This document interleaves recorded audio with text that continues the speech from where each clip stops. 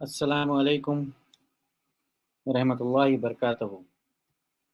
Welcome to NIMS Nagamia Institute of Islamic Medical and Sciences.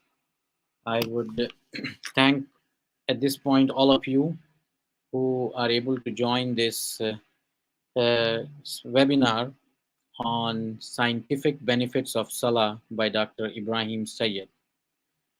NIMS stands for Nagamia Institute of Islamic Medical and Sciences. We all know Dr. Nagamia Marhum, may Allah give him Jannah, Amin, was the founder of this organization along with Dr. Tajuddin Ahmed.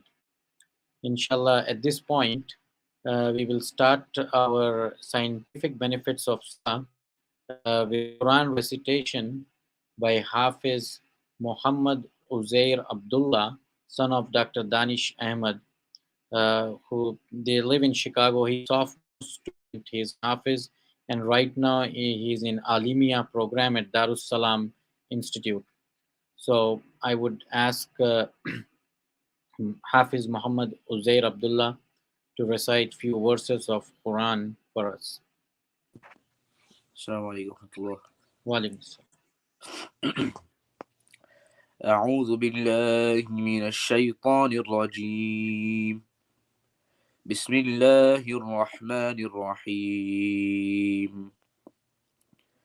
أتل ما أوحي إليك من الكتاب وأقم الصلاة إن الصلاة تنهى عن الفحشاء والمنكر ولذكر الله أكبر والله يعلم ما تصنعون ولا تجادلوا أهل الكتاب إلا بالتي هي أحسن إلا الذين ظلموا منهم وقولوا آمنا بالذي أنزل إلينا وأنزل إليكم وإلهنا وإلهكم واحد ونحن له مسلمون وكذلك أنزلنا إليك الكتاب فالذين آتيناهم الكتاب يؤمنون به ومن هؤلاء من يؤمن به وما يجحد بآياتنا إلا الكافرون. Translation: Recite, O Prophet of Allah, what is revealed to you of the book, and establish Salah. Surely Salah restrains one from shameful and evil acts. Indeed, remembrance of Allah subhanahu wa ta'ala is the greatest of all things, and Allah knows what you do. Do not debate with the people of the book unless it is in the best manner, except with those of them who commit injustice. And say, we believe in what is sent down to us and sent down to you, and our God and your God is one, and to him we submit ourselves.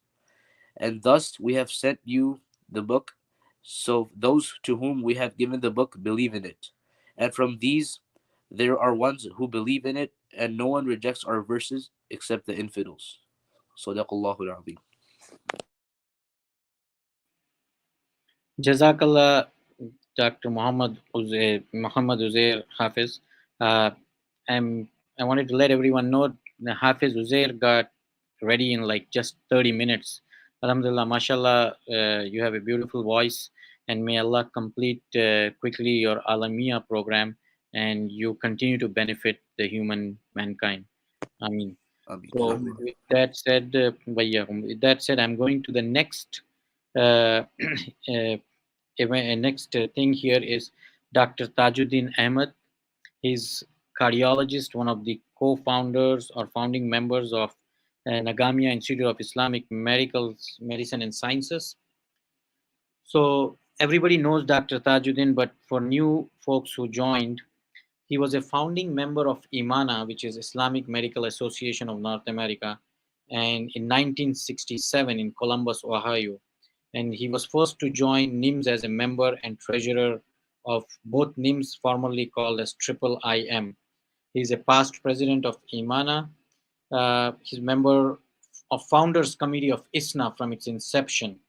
He's past president of AFME organization and president of MVIA in 1975. And he was also the past president of Clark County Medical Association and founding president and director of Cardiology Community Hospital in 1973. Uh, and he's also founder and president of Taj Foundation, a non-for-profit educational foundation. With all said, and I cannot do justice to him, it'll take another 15 minutes to introduce him, but this was my brief for all of you guys. I will ask Dr. Tajuddin to please highlight us about NIMS. Assalamu alaikum warahmatullahi wabarakatuh. So nice of you all to make time to listen to the very important topic today. Normally we have mostly medical topics, but this is, we thought, very relevant to have presentation by Dr. Ibrahim Syed today. IIIM or NIMS was first founded in 1992. It was a project of Imana. This was done in Orlando, Florida. At that time, we had many dignitaries come from all over the world, people who are interested in Islamic medicine, including Hakim Saeed from Pakistan.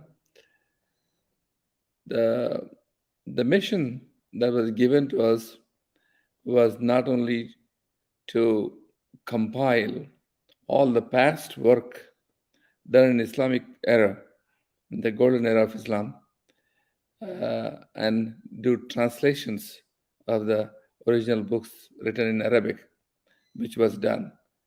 So we had established a library with a long-term goal of IIIM was assigned to us by Imana to develop eventually a Muslim hospital and a Muslim medical school to leave our footprints in this land that we have lived for so long. So that was our project. So the IIIM was located in Tampa, Florida with Dr. Nagamia, and it shifted in 2019 to Rolling Meadows, Illinois, a part of a Northwest Suburban College. A medical museum is already established while Dr. Nagamia was still alive.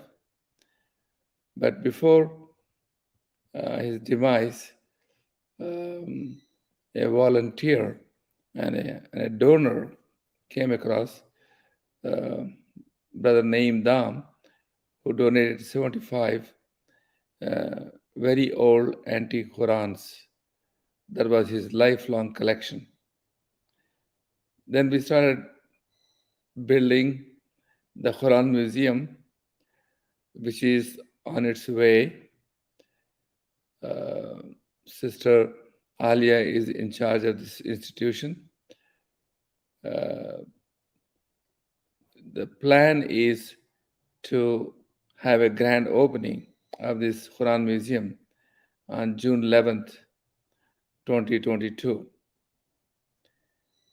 In the interim, another project that we started was to have a coffee table book that not only, and we sought many articles from different specialties and different specialists which are relevant to Islam and medicine. So this book is being, right now, we have all the articles combined together. It will be published in 2 volumes. The first volume, inshallah, will be ready by the time the Quran Museum opens up on June 11th. So the struggle is going on. We need your cooperation and help in any possible way that you can give. Thank you for your attention. We will probably proceed with the program at hand. Thank you so much. Assalamu alaikum. Walaikum assalam. Thank you, Dr. Tajuddin, for giving that brief synopsis of NIMS. I know it's probably hard for you to concise, but Alhamdulillah, you did a great job. And I hope the listeners can contribute to NIMS in whatever way they can, financially, giving time, and notifying us about any antiques, inshallah. So remember the date, June 11th, to come to the museum. It's suburb of Chicago. So without further delay, I would like to introduce you to our main guest speaker, Dr. Ibrahim Sayed. Dr. Ibrahim Sayed earned a doctorate degree in nuclear medicine from the Johns Hopkins University. Currently, he's a clinical professor of medicine at University of Louisville School of Medicine. He works in various Islamic organizations. Dr. Sayed has written more than 300 articles on a number of Islamic subjects, particularly on Islam and Quran as they relate to science. For example, his article on history of Islamic medicine, and also he's the author of the 2002 book Intellectual Achievements of the Muslims and the 2007 book Quranic Inspirations. He lectures on Islamic subjects at Islamic centers in US and abroad. He serves as a khatib and imam for various mosques and at mosques in and outside of Louisville. And he has volunteered as imam at Veteran Affairs Medical Center and many Kentucky prisons. He's also a Qadi, a judge of religious law, and is licensed to perform Islamic marriages in Kentucky and Indiana. He has many books written. He served the Indian community in Louisville as a president of Indian Community Foundation, as a member of board, vice chairman, and finally chairman. He is regularly invited to the Parliament of World Religious Conferences held every 4 years in different countries of the world. He is a founding member and member of many Islamic organizations in North America. He served many Muslim communities as a treasurer, secretary, vice president, and president, including the Association of Muslim Scientists and Engineers of North America. He's a founder and currently president of Islamic Research Foundation International Incorporation, also known as IRFI, headquartered in Louisville, Kentucky. Uh, he's the founder and chairman of the Bijli Foundation Charitable Trust, located in Karnataka, India, as well.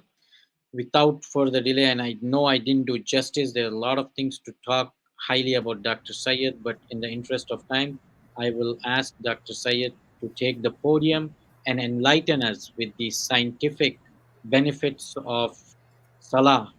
So, Dr. Sayed, all stage is to you. Thank you for enlightening us today.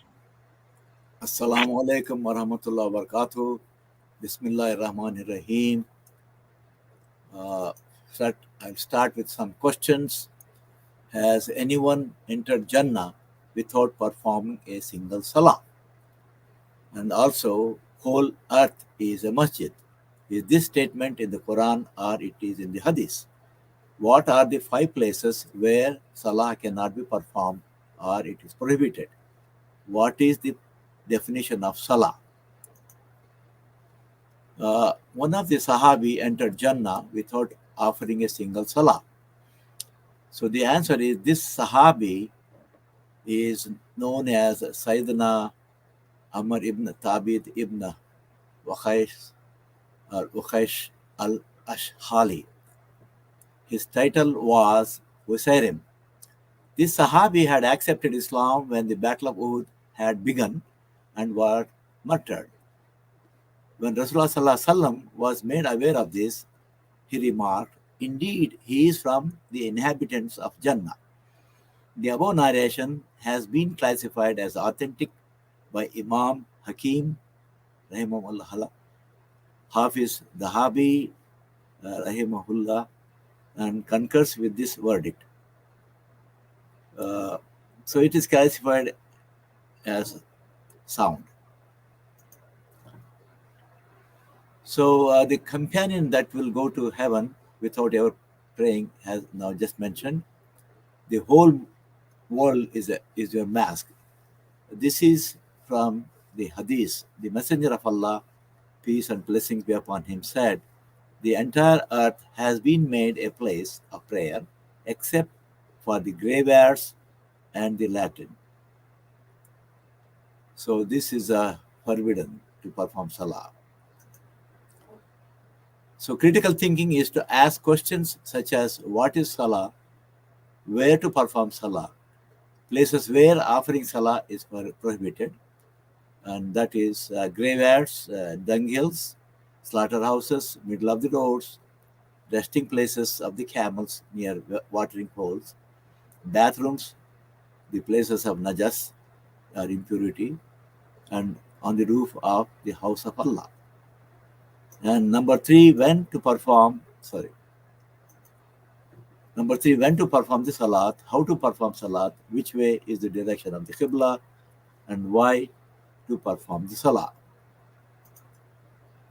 So here on the left is the step-by-step procedure for performing the wudu, and there are benefits in performing the wudu. So the ablution, it's called in English, it refreshes your body. It's a reflexotherapy. It washes your nose, prevents microbes and microbial diseases. Washing arms activates blood circulation. Washing hands prevents you from pneumonia, and rinsing mouth prevents systematic diseases. Our body is in contact with germs on a daily basis. So when we make wudu, it provides protection from diseases that may develop on the skin. Washing our nostrils also prevents dust and germs from entering our body through the nose. Making wudu helps build our immune system because it increases the circulation of the white blood cells, which are there to help ward off diseases. For all your beauty gurus, washing your face helps protect the outer layer of the skin while helping your skin maintain its elasticity. Washing the ears helps remove extra germs or wax that may cause ear infections. So prayer is an amazing exchange. You hand over your worries to Allah, and Allah hands over His blessing to you. Rasulullah Sallallahu Alaihi Wasallam reported the prayer or salah is a cure for many diseases. How prayer changes the brain and body. A silent dua is 70 times better than a loud one. Dua is one of the most beneficial form of medicine. Rasulullah Sallallahu Alaihi Wasallam said, the first thing that the servant will be called to account for on the day of judgment will be salah. If it is good, his deeds will have been good. If it is bad, his deeds will have been bad. So salah is the key to our success in this world and in the next. The simple English translation salat as prayer does not just do justice to the term. No single word in English fits the Arabic word salat, which is a devotional heart surrender that incorporates prayer, supplication, that is dua, grace, and blessing. It is more than prayer and meditation, and more than just dialogue between devotee and God. The noble Prophet ﷺ even said, for the devotee, salat is the mystical ascension into the most holy presence of God. Belief in God isn't merely a play of the mind or belief in the unseen. It is the reality. Salah can transport us to unimaginable heights in communion, that is closeness or talk with Allah, as nothing else ever can. Salah gives you a free ticket to talk to the King of Heavens and the earth. Acknowledge the fact that it is grateful and powerful meeting. Salah is an expression of gratefulness to God and is a method of purifying the heart and the soul while safeguarding a person from indecency and evil. So this is the first position. We make the intention and we see the takbir. And the beneficial effects are the body feels relieved of weight owing to even distribution on both feet. Straightening back improves posture. Mind is brought under control of intellect. Vision is sharpened by focusing up on the floor where the head will prostrate. Muscles of upper and lower back are loosened. Higher and lower centers of brain are united to form singleness of purpose. This is Qiyam standing, and the beneficial effects are extends concentration, causes further relaxation of legs and back, generates feelings of humility, modesty, and piety. In the recital of the verses from the Quran, virtually the sound that occurs in Arabic are uttered, stimulating dispersal of all of the 99 divine attributes in perfectly controlled degrees through the body, mind, and soul. The sound vibrations of the long vowels are and I and U stimulate the heart, thyroid, pineal gland, pituitary, adrenal glands, and lungs, purifying and uplifting them all. This is the ruku bowing, and the benefits are fully stretches the muscles of the lower back, thighs, and calves. Blood is pumped into upper torso, tones muscles of stomach, abdomen, and kidneys. Over time, this posture improves the personality, generating sweet kindness and inner harmony. This is Qiyam or Qawma, state standing. Beneficial effects are the fresh blood moves up into the torso in previous posture, returns to its original state, carrying away toxins, body regains relaxation and releases tension. This is sajda, prostration. The beneficial effects are knees forming a right angle allows stomach muscles to develop and prevents the growth of flabbiness in misdirection. In midsection. Increases flow of blood into upper regions of body, especially the head, including eyes, ears, and nose, and lungs. Allows mental toxins to be cleansed by blood. Maintains proper position of fetus in pregnant women, reduces high blood pressure, increases elasticity of joints, annihilates egotism and vanity, increases patience and reliance upon Allah Almighty, increases spiritual stations, and produces high psychic energy throughout the body. This posture of supreme submission and humility is the essence of worship. This is sitting, and the beneficial effects are for men the heel of the right foot is curled up, and the weight of the leg and part of the body rests upon it. This aids detoxification of the liver and stimulates peristaltic actions of the large intestine. Women keep both soles up underneath their bodies. The body returns to even greater relaxation, and the posture assists in digestion by forcing the contents of the stomach downward. So, sitting, uh, in case this is the even number of rakah, return to the sitting position and reciting the relevant verses and completing the prayer. What are the virtues of Salah? 1. Salah brings us close to Allah subhanahu wa ta'ala and reminds us of our duty to Him. It makes us conscious of His presence. It makes us love Him and fear Him. It trains us and makes us disciplined. It enables us to obey Him. We receive His help and blessings through Salah. It keeps us on the right path. It saves us from the disobedience and from evil things. It builds our character and develops a steady and sound personality. It makes us clean and healthy and enables us to lead proper lives. It makes us sincere Muslims and true servants of Allah. The importance and benefits of Salah. The Salah provides the nourishment needed by our souls and is sure method attaining righteousness and nearness to our Creator. The Quran lists a number of benefits attained from observing the Salah. Number 1, the Salah protects believers from evil and vice. In Surah number 29, verse 45 says, observe the Salah, that is contact prayers, for it prohibits evil and vice. Number 2, Salah strengthens our belief and makes us attain certainty. Surah number 15, verses 98 to 99 say, you shall glorify and praise your Lord and be with the prostrators and worship your Lord until you attain certainty.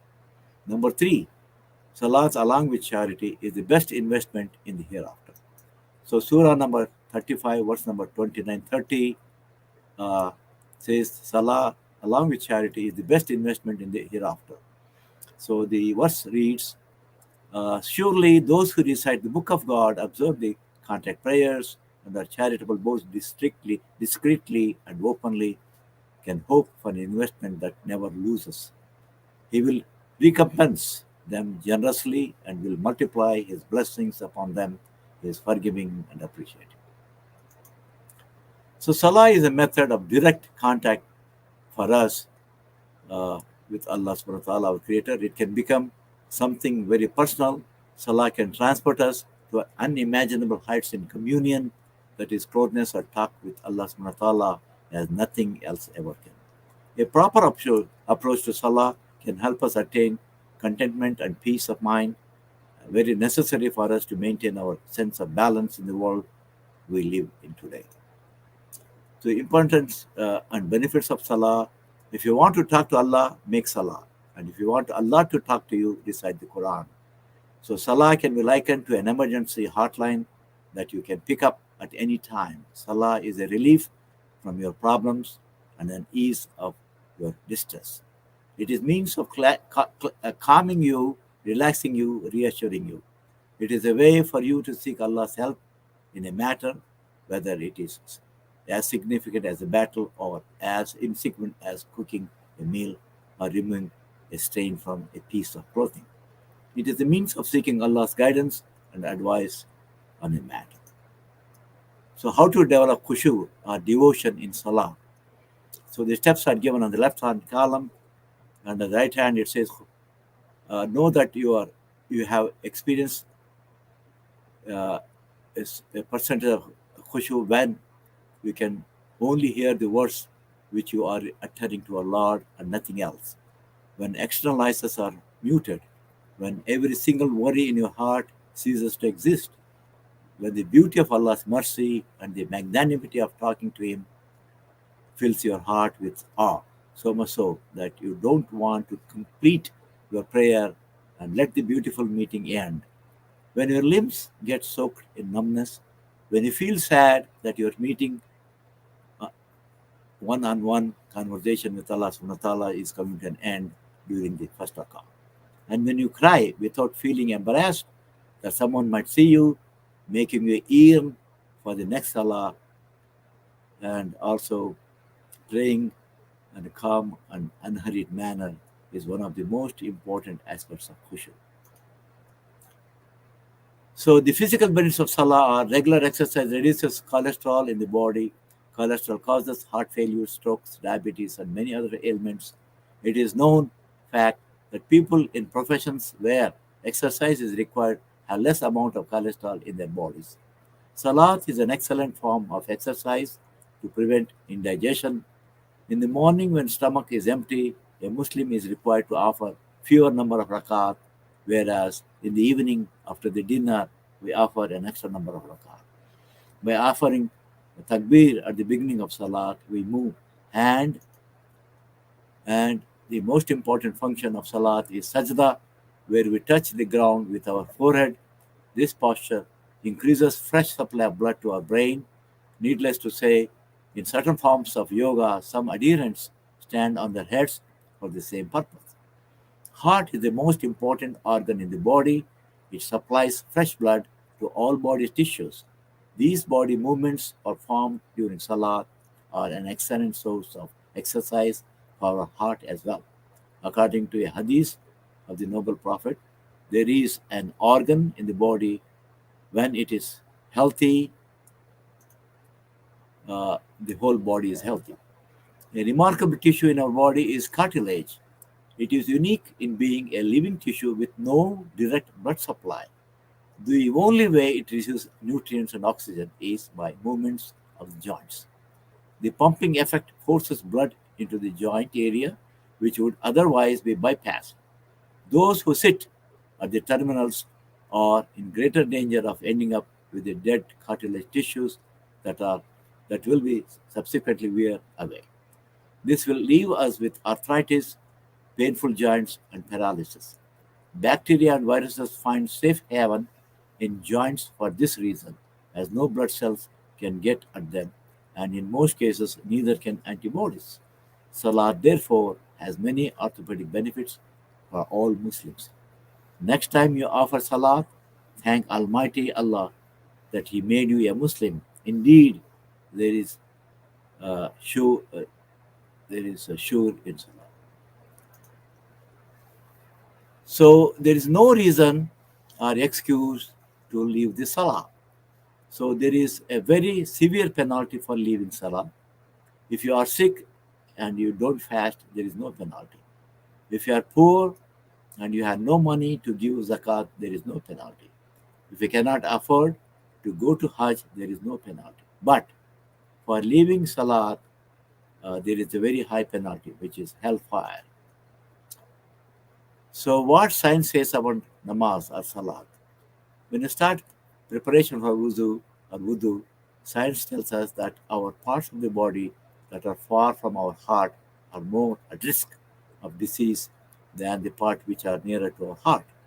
By washing and rubbing them 5 times daily, the chance of heart diseases and other problems will decrease. When you are in the state of ruku, in the same condition like in yoga, which you have many benefits on its own, like preventing from stomach and digestive systems, bones and joints, and strengthens your backbone. Today, modern science tells us that in state of sajda, your frontal lobe, orbit frontal cortex gets chance to more blood to circulate and will increase your power of thinking and prevent you from mental disorders. Actually. So Islam is the only religion where physical movements of prayers, salat, are combined with spiritual exercise. Allah could have ordered us to offer prayers in any other postures or with no movements at all. But no, behind each and every instruction of our Creator, there are benefits for us, but our knowledge is limited and we may not understand them. Namaz or Salat is a prescription from Allah for better health of Muslims. It is a natural and automatic way to keep the body healthy. Effect of mild exercise. Findings of a recent research study undertaken in United States proves that people who do regular moderate exercises have almost one-third lesser death rate.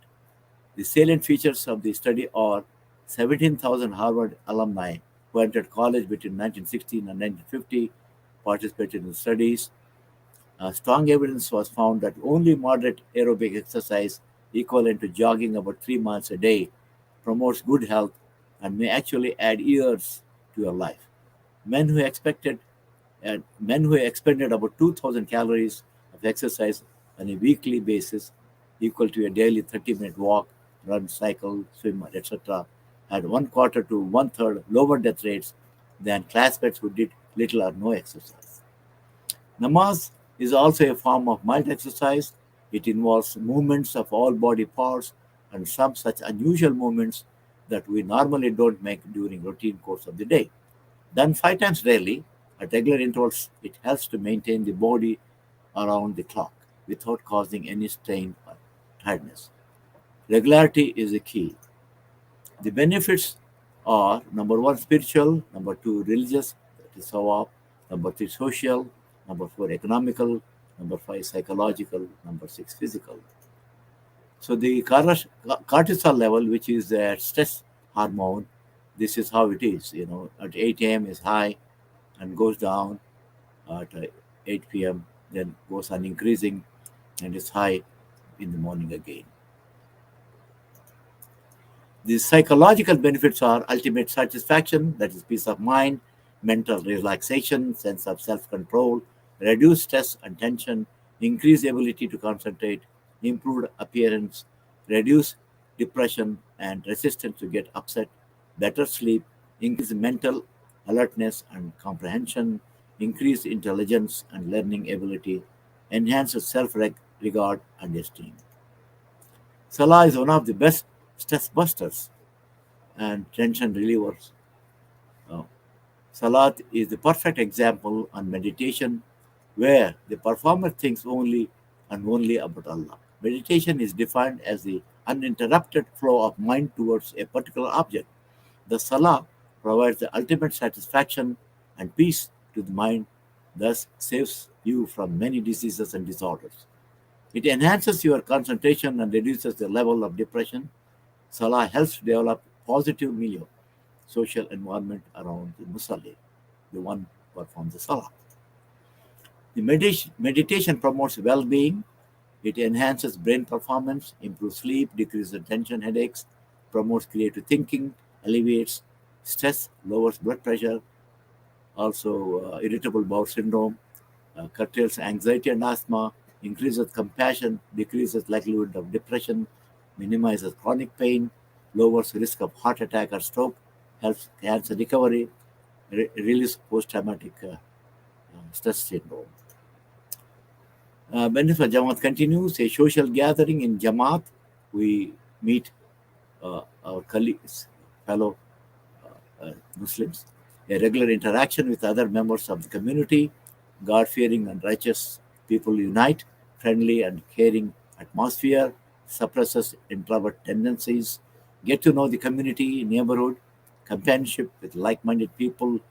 We walk to the masjid. It is a regular exercise. So the left side gives some benefits, and the right side it gives the list. The physical benefits are a hemodynamic exercise, improved coordination, circulation, posture, balance, and well-being, burning of calories and losing weight, maintaining muscle tone and body composition, joint flexibility and reduces arthritis, makes the backbone strong, prevents sciatica, increases metabolic rate, improves blood circulation, improves heart and lung function and aerobic capacity, decreases heart disease risk, reduces incidence of brain hemorrhage and stroke, retards the loss of bone mass in the elderly, that is osteoporosis. So the figure shows the muscles of the body. All of them are used in prayers. All of these muscles are used in prayer. So the health benefit of ruku, the forward bending position of salah called ruku is a good for your lower vertebral column. It helps to ease your back pain. Doing ruku properly helps to control backache and vertebral column related diseases. Ruku is effective in developing flexibility shoulder, elbow, wrist, knee, and ankle regions. Ruku exerts abdominal pressure, thereby eases constipation and peristaltic movements. And during ruku, the kidney experiences a sort of massage, thus helpful to kidney problems. So ruku stretches the backbone, thus reducing chances of developing backache and other vertebral diseases. People who do ruku correctly have far lesser chances of developing backache.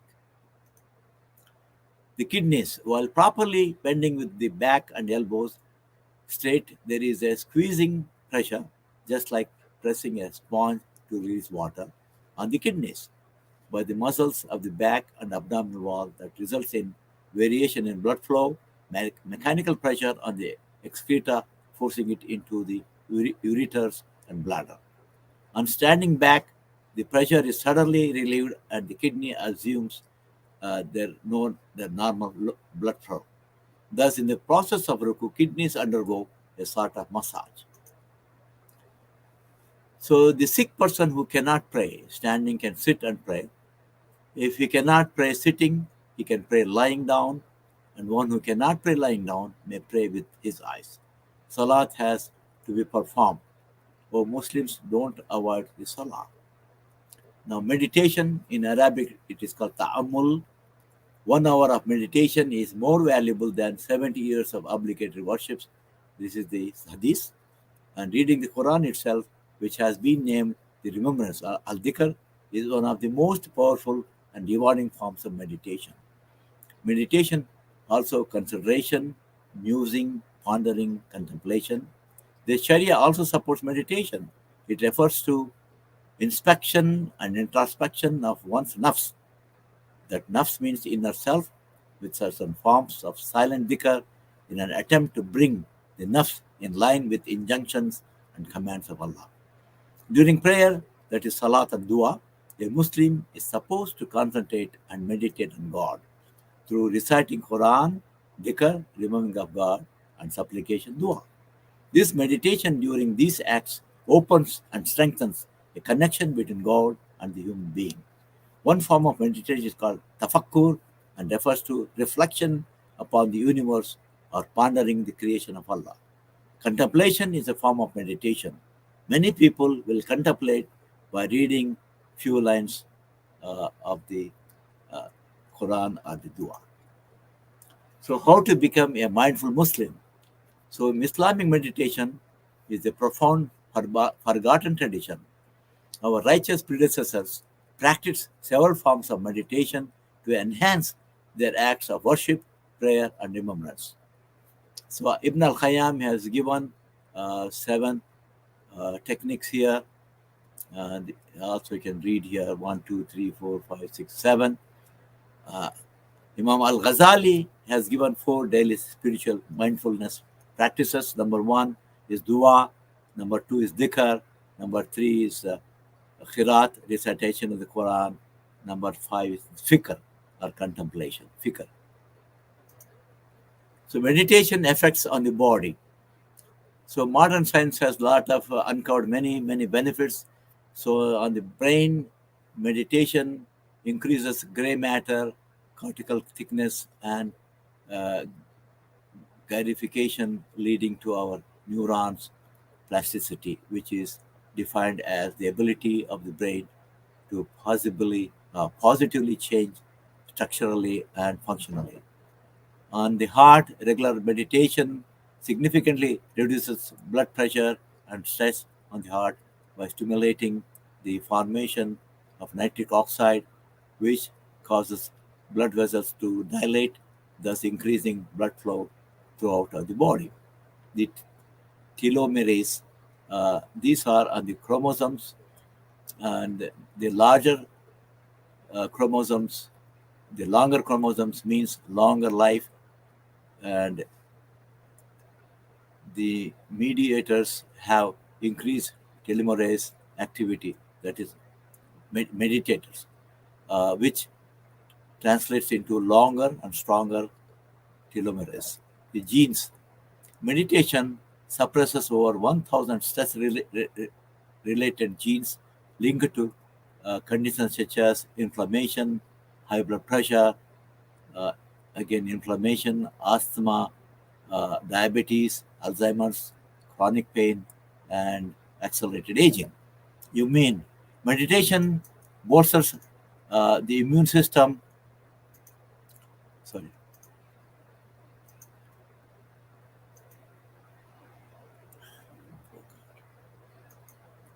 So the immune system meditation bolsters the immune system by stimulating a weaker secretion of adrenaline and cortisol, thus allowing the immune cells to remain more active in warding off illness and infection. Inflammation. Meditation helps reduce chronic inflammation, which is a procedure to heart disease, which is a precursor to heart disease, arthritis, asthma, and many modern day diseases. So, mindfulness in Islam is called al muraqaba, is a conscious state of comprehensive awareness of Allah.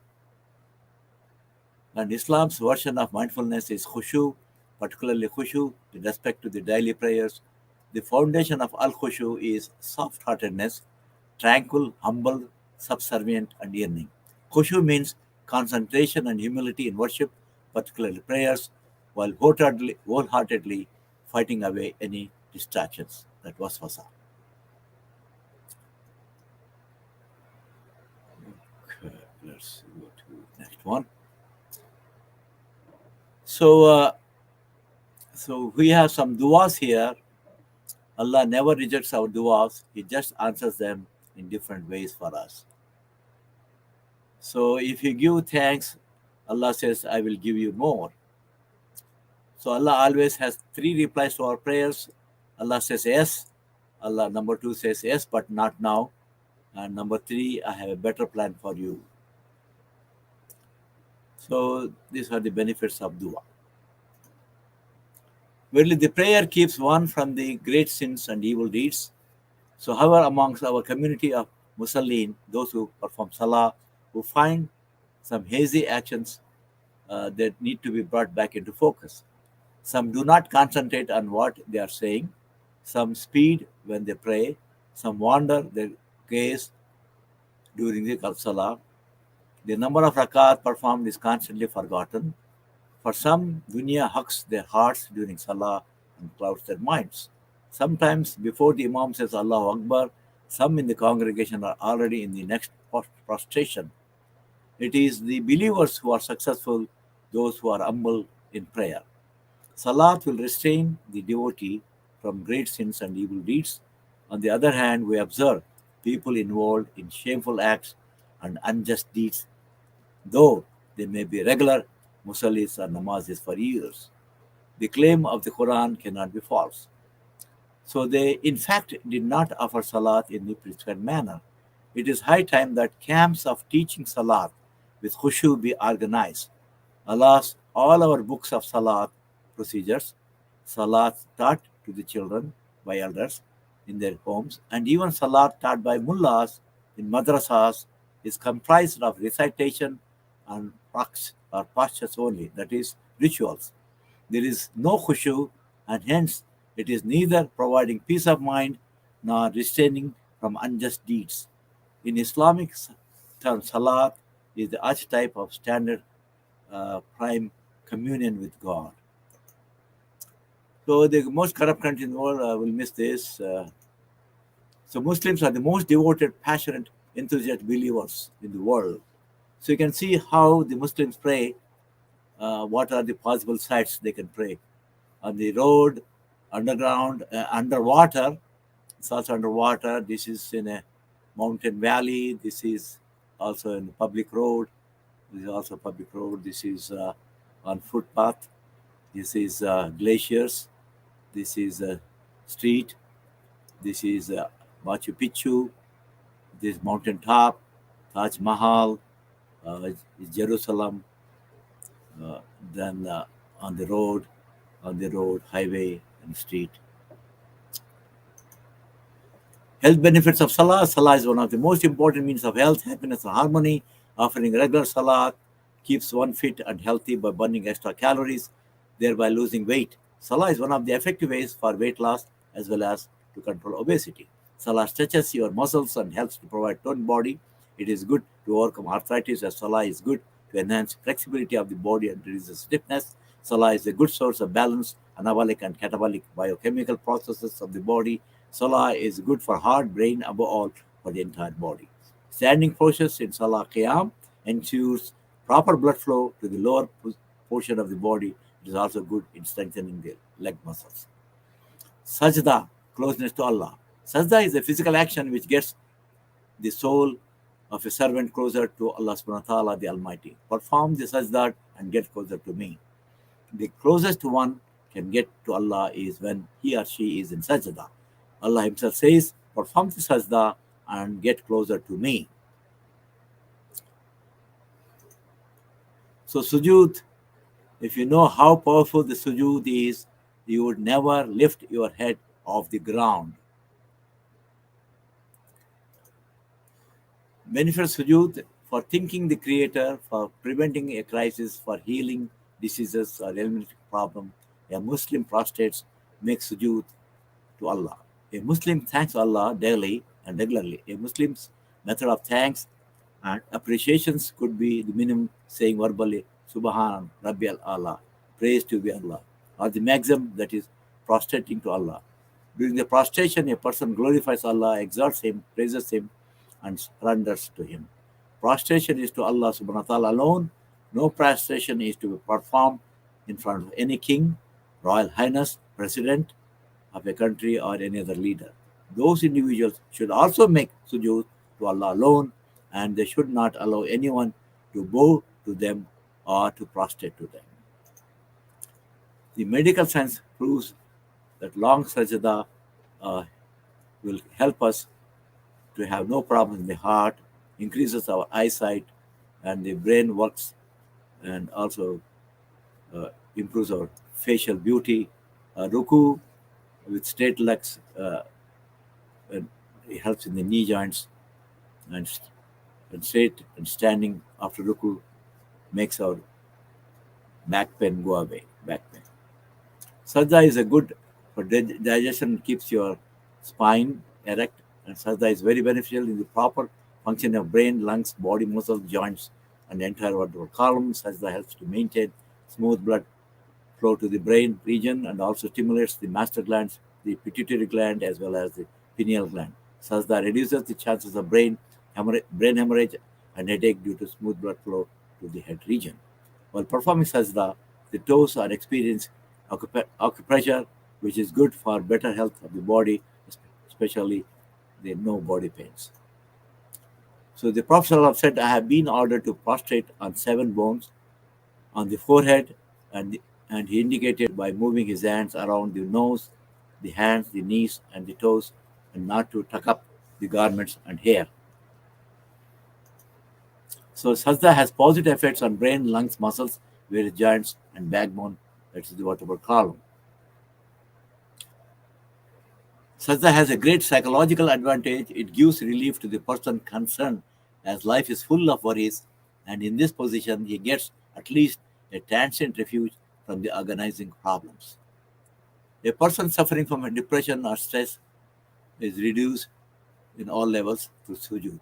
They do not have to go through hypnosis to remember subconscious ideas, to find a source of relaxation, or to feel at peace. The communion with Allah puts them mentally in a relaxed and peaceful state. The need for drug therapy with possible side effects can be re examined. Submitting oneself to Allah relieves the stress of the unknown and turns it all over to Him, thereby relieving the individual of undue worries over the future. So the brain is the only position in which uh, this is the only position in which the brain becomes lower than the heart. This is talking of sajda, resulting in gushing of blood towards the brain. Also note that in all other positions, even when lying on bed, brain is above the heart, which has to work against gravity to send blood to the brain. Sajda increases this blood flow to the brain through the 2 carotid arteries given here. Blood flow to heart. The head is in lowest part when you do the sajda. The gravity increases the blood flow. The increased flow in the carotid arteries. Regular namazis have increased flow 10 to 15 seconds on a regular basis. Increases the tensile strength and diameter of the brain arteries. More resistant to the hemorrhages due to the high blood pressure, and reduces clot impaction owing to the increased diameter of the blood vessels. Less incidence of headaches. Brain consumes 20% of oxygen we inhale and 1/5 of the blood pumped to the heart. Brain is responsible for all your functions, movements, and processing information gathered by the 5 senses: taste, you feel, smell, hear, and see. Blockages of blood flow to the brain results in tiredness, lack of clarity, and stroke. In sajda, it increases blood flow, forcibly flushes the brain cells, replenishes oxygen supply and nutrients to the brain. Blood flow to the pituitary and pineal glands in the brain is also increased. These 2 glands monitor the functioning of all glands in the body and play key roles in metabolism, growth, health, and vitality. Sujud and dua. The word dua means supplication. It is communication and dialogue between a believer and Allah. One may make dua in any place, in any language, and in any position. The best position to ask Allah subhanahu wa ta'ala is to make dua while in the state of sujud. During sujud, the dua is more often accepted by Allah. The best position for dialogue with Allah is during sujud. The best position to meet Allah, that is during death, is while in sujud. The best way to thank Allah and to praise Him is while in prostrating. For this reason, the Prophet ﷺ said, the closest position that a person can be from God is at the time of sujud. Hence, increase your dua. The real dua in sujud is when a person feels and lives moments of their life in communion with Allah. When a person is engulfed in the spirituality and physicality of sujud, they are momentarily outside of this world. The dua comes not only from the lips, but from the totality of their being, the organs, the bodily system, the cells, molecules, atoms, nuclei, electrons, neutrons, protons. Every part and portion of the person is with Allah at that moment. When a person reaches this level of communication called tadarru, they are not aware of anything else around them, orientation. They are taken out of themselves spiritually, and their bodies are manipulated in physically beneficial movements. Uh, this is how the arrow was removed from Imam Ali in the battle, when he fought. It's called, I think, Siffin, Battle of Siffin, in 657 year, Common Era, in July. So through the process of sujood, the person will be absorbed with the infinite, with the immortal, and with outer hemisphere. When a person reaches such a state of complete communion with the Almighty, the, to the point that trembling, shaking, crying, or shuddering takes place, it is said that their dua is being accepted by Allah. It is also said that they are being forgiven by Allah for their mistakes, and finally, that their bodily diseases and especially their mental, neurological, and psychological problems will be relieved with the mercy and Allah, the willing of Allah. Allah is Al-Mujib. As for Allah's answering our supplications, we have to keep in mind that Allah Almighty promised to answer our prayers. One of the beautiful names of Allah is Al-Mujib, which means the one who answers our prayers. So we have to have firm belief in the divine name and attributes of Allah. Al-Mujib responds to supplications in a number of ways. Allah will respond to our supplications immediately. Allah will Allah will ward off some evil from us because of supplication. Allah will make something good easy for us to attain because of it.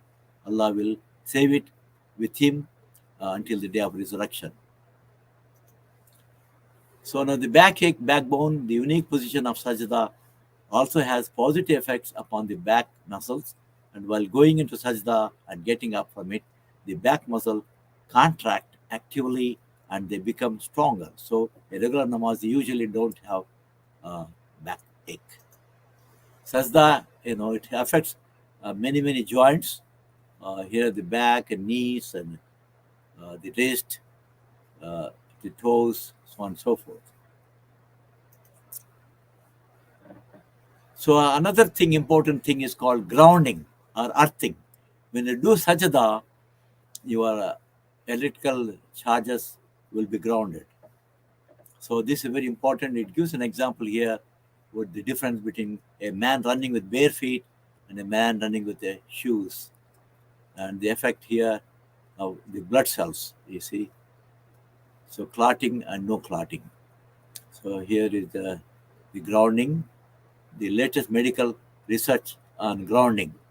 So this is, and bottom right is an image before grounding, heavy inflammation, and 2 hours after grounding, reduced inflammation.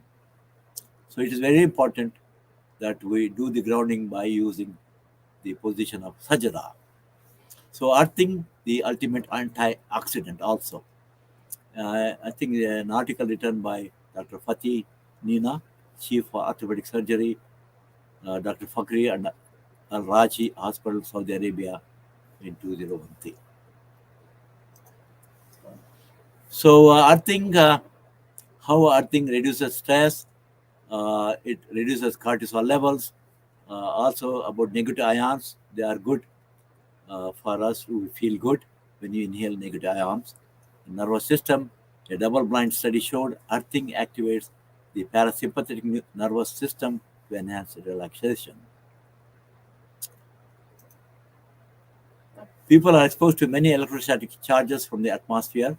These charges affect the central nervous system, CNS, supersaturating. One has to get rid of these extra charges, otherwise there is the possibility of headaches, neck aches, muscle spasms.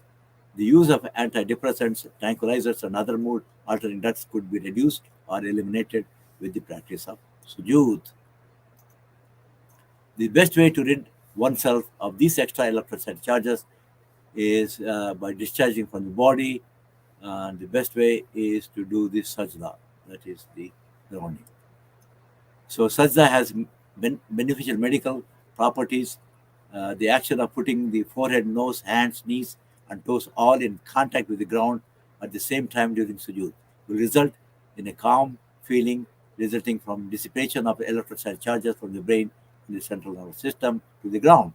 This is the best method for allowing a person to continue to live in peace, harmony, obedience, and happiness for the rest of his or her life.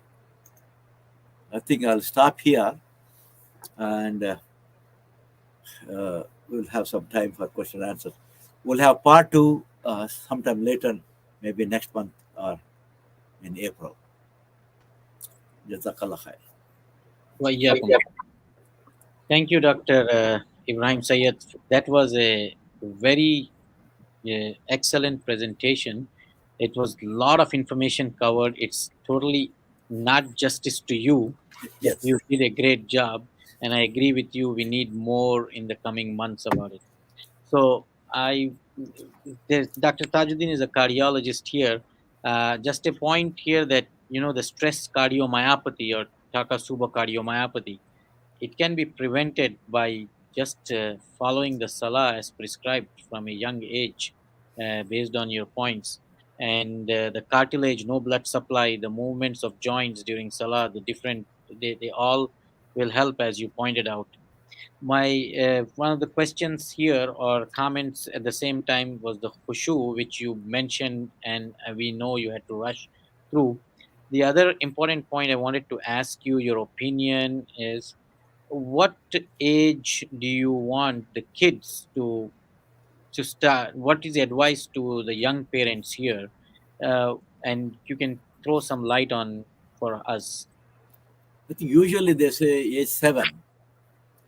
From age 7, this child should develop the habit, and also the child should be aware of the benefits also. He may not understand, but you can show some examples of people who perform the salat, people who do not perform the salat, the difference. For example, osteoporosis, is a good example for non-Muslims and those who do not perform the salah. So the child will get a lesson from these things. A lot of benefits you can show between a person who is doing salah all life and a person who does not do salah. So it stands out. Even doctors can tell the differences between Muslims and non-Muslims. Good. And you being managing so many mosques and Islamic centers, I'm talking mostly about the Western Hemisphere. Yes. Are you in agreement, or do you think it's good we bring kids to the mosque for 4 year, 5 year, as you said, so that they can start watching at least what people Yes. are doing? And Correct. It's very important. Even at age 4 and 5, they can come. okay. They can observe. They may not do exactly. They will be playful. They will be talking to each other, laughing and this and that. That's okay. Allah forgives them. But it's very important to have that habit. If you bring the child, if the child prays 40 times, it becomes a habit. There's a formula. Do you know? Anything you do 40 times, it becomes a habit. So if they do this namaz 40 times, it becomes a habit. So that's very important. Good. And also, I think your slides have so much information, medical information about the orbits, the frontal lobe of the brain, the blood supply. Yes. And it's just amazing that how you were able to get this information through the light of Quran and Hadith. And I know you've done years of research and Yes. came to this. So Yeah. do you want to give us some insight as Yes. to what was your thought process? Where did you go to get this information? I know it takes years to do this. It's not When I was, I am from India. I did my master's degree in nuclear physics. Then I changed my field to nuclear medicine. And I never studied biology in my life. And here I'm doing nuclear medicine doctorate. So they told me to go and do the biology courses. I found the fauna and flora are very difficult. So I told my professors, if I flunk in my medical subjects, physiology, pharmacology, a lot of things, histology, biochemistry, anatomy, all those things I had to study. So I did study all those things. And the most important thing I learned in my doctorate degree is what is called critical thinking. Back home, we had to memorize things. I had to write pages of pages for one question. I had to write 10 pages for one question. I had to write diagram and all. It's a waste. Just improving your memory. But here, multiple questions, they will give the diagram. I had to identify the parts. It's excellent way and critical thinking, and that I used. I started, I had no Arabic teacher in my life. I started Arabic myself with Alif Bay and all. And I studied the Quran for the last 50 years. I studied the Quran with a critical thinking mind. So I read the Quran, I memorized the verses, I became Imam, and then Khatib and Qadi, all those things by myself, by my own drive, my own motivation. So every word, every ayah, I used to analyze. That's So, tafkir. thank you. Before the closing remarks, after listening to all that, I will sum up what we learned today is take little kids to the mosque still in Western countries. Right. Even though we don't have time, we might go once a day, at least try to take them. And on weekends, take them and coincide the prayer time with your ice cream time or your biryani time. So you go pray and then go somewhere. So don't make it hard for them, but get them at an early age in all the prayers and make them feel that masajid is their second home.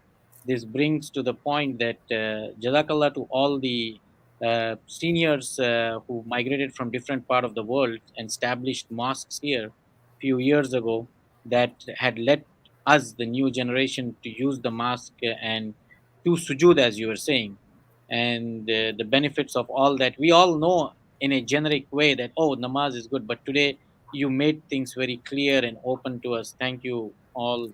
Thank you for that information. And Something I will add is that sure, we must make going to masjid as something attractive or fun, not forceful, reluctant. That should not be the attitude in the child. It should be, they should look forward to going to the masjid. That is the attitude you have to create. It's something they love to, they enjoy. That type of thing we have to create. Something very attractive in the masjid. sure. Or you may give them a reward after going to masjid. You can take them to ice cream parlor or something. They love it.